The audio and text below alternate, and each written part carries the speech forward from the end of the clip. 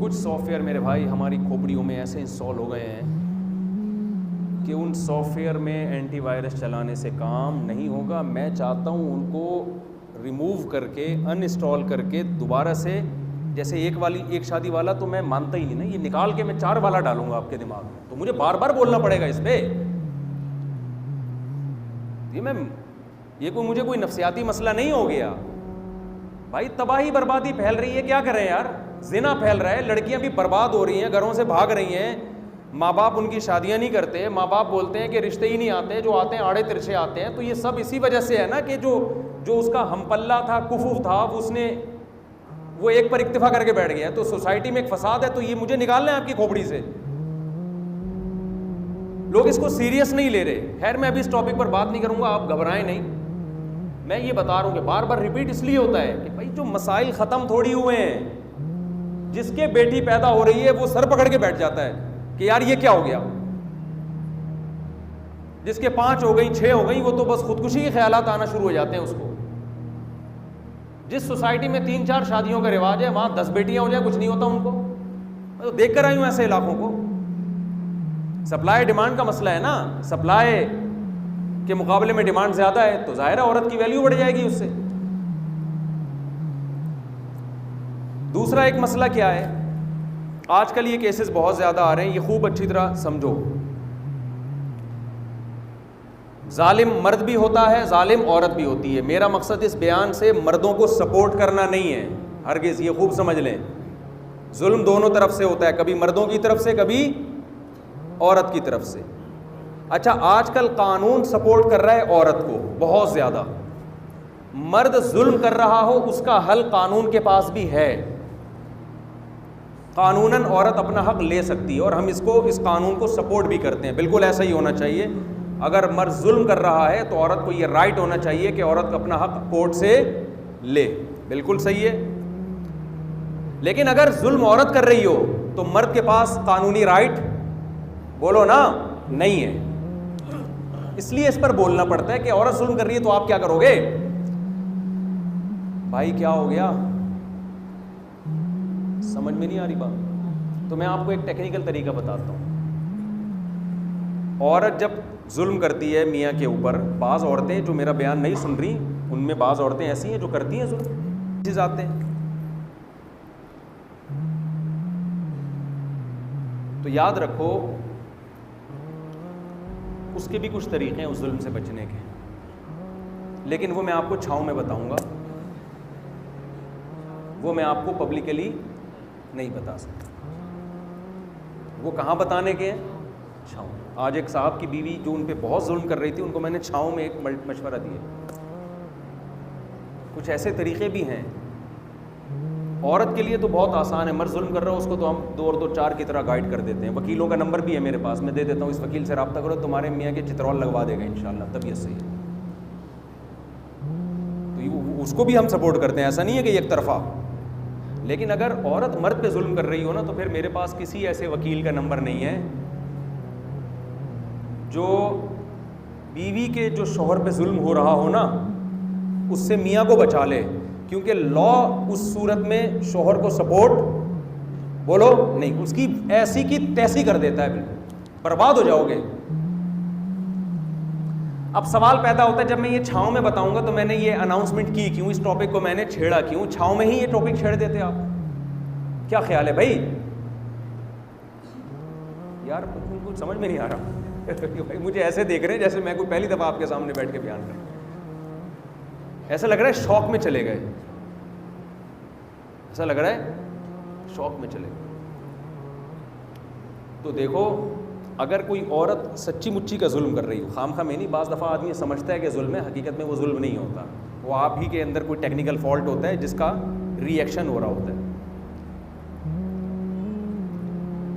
تو اصل تو اس کا جواب چھاؤں میں ہے, وہ کوئی غیر قانونی جواب نہیں ہے. کوئی ایسا نہ ہو کہ میرے خلاف کوئی کیس کرے, مفتی صاحب عدالت کے خلاف چلنے کا لوگوں کو کہہ رہے ہیں, ایسا نہیں ہے.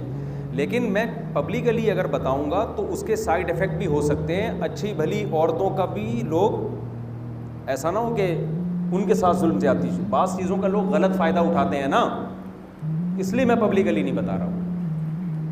لیکن اس کا حاصل کیا ہے؟ کا حاصل یہ ہے کہ جو عورت آپ سے وفا کرے اس کے ساتھ رہو. ہر چیز برداشت ہو سکتی ہے, بے وفائی برداشت بولو نہیں ہو سکتی.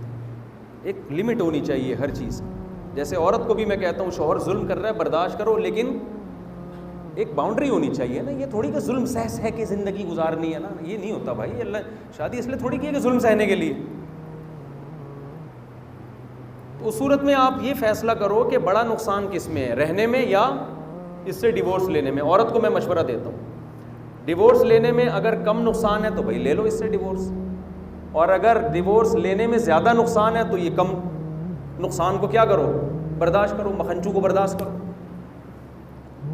اس پہ پوری دنیا چلتی ہے, اصول شریعت کا بھی یہی ہے. پھر یہ نہیں ہم مشورہ دیتے کہ لازمی بس جو مرضی کرتا رہے برداشت ہی کرنا ہے. اس تکلف کی بالکل بھی ضرورت بولو نہیں. پھر کمپیئر کرنا ہے کہ رہنے میں زیادہ نقصان ہے یا علیحدگی میں, بشرطے کہ ظالم بھی ہو. ظالم نہیں ہے پھر نہیں. اچھا بھلا میاں ایسا نہ ہو کہ آپ سوچیں کہ ٹھیک ہے اس میں کوئی نقصان نہیں ہے, لیکن طلاق لینے بھی ایکچولی کوئی نقصان نہیں ہے. یہ نہیں ہوتا, اس کا یہ مطلب نہیں ہے. یہ ایکچولی جو ہے نا یہ تھوڑا سائڈ پہ رکھ دیں. اگر کوئی بڑا ظلم نہیں ہے تو نباہ ہی کرنا ہے. مرد کے لیے بھی حکم یہ ہے کہ سافٹ ویئر انسٹال نکال رہا ہوں نا پرانے والے, اس میں بھی یہی ہے کہ دیکھو لڑکیاں مارکیٹ میں کم نہیں ہیں, ان عورتوں سے نکاح کرو جو گھر بسائیں. یا تو ہوتا نا خواتین سب کو میاں مل چکے ہیں, سب اچھی زندگی گزار رہی ہیں, اور چلو یہ مجھے ایک یہی ملی ہے تو اب یہ وفا کرے نہ کرے برداشت کروں گا. بھائی آپ کو اللہ نے صرف 4 کا آپشن دیا ہے, تو ان 4 کا گھر بساؤ جو رہنا چاہتی ہیں. سمجھ میں آ رہی ہے بات؟ اگر آپ ان 4 کو اگنور کر کے ایک عورت پہ ساری زندگی برباد کر دو گے جو آپ کے ساتھ رہنا نہیں چاہتی, تو میں سمجھتا ہوں یہ ان عورتوں کے ساتھ ظلم ہے جو گھر بسانا چاہتی ہیں. نہیں آئی میرا خیال بات. یار دیکھو کوئی ویکینسی آئی کسی بھی ادارے میں, کوئی بھی اچھا ادارہ ہے جہاں اچھی تنخواہ مل رہی ہے, اچھی پوسٹ, تو اس میں کیا ہے کہ ویکینسی کے لیے سیٹیں کم ہیں اور افراد اس میں اپلائی کرنے والے زیادہ ہیں. اچھی طرح سمجھیں اس بات. تو آپ نااہلوں کو دو گے یا اہل کو دو گے؟ اگر کوئی نااہل چل نہیں پا رہا, آپ اس کو یہ سوچ کے نہیں نکالتے کہ یار اس کا نقصان ہوگا, تو بھائی نقصان تو اس کا بھی ہوگا اور جو اہل ہیں ان کا بھی ہو رہا ہے. تو بہتر نہیں ہے کہ ایسے کو نقصان دیا جائے جو نااہل ہے, اور ایسے کو یہ ویکینسی ایسے کے حوالے کی جائے جو بولو اہل ہے. اور آسان مثال, آپ کے پاس 1 روٹی ہے, 2 بھوکے ہیں. بھوکے کتنے ہیں؟ بہتر تو ہے کہ آدھی آدھی کاٹ کے دونوں کو دے دو. لیکن یہ اگر ممکن نہیں ہے, روٹی ہی 1 لقمہ ہے آپ کے پاس, 1 نوالا ہے, نہ اس کا پیٹ بھر سکتا ہے نہ اس کا. اب اگر اس کو نوالا کھلاؤ گے تو یہ مرے گا, اس کو نوالا کھلاؤ گے تو یہ مرے گا. دونوں میں سے ایک نے تو مرنا ہی مرنا ہے. تو آپ تھوڑی تفتیش کرو گے کہ کون اپنی حماقت سے مر رہا ہے اور کون قدرتی آفت سے. اس کی جب تحقیق کری پتہ چلا کہ اس نے کمانے کی پوری کوشش کی ہے, بیچارے کو روزگار ملا ہی نہیں, لہذا بھوک سے مر رہا ہے. اس کے بارے میں تحقیق کی تو پتہ چلا کہ اس کو تو 20 دفعہ ملازمت ملی ہے, کم بخت سست کاہل, ملازمت کرتا ہی نہیں ہے, اپنی حماقت سے مر رہا ہے.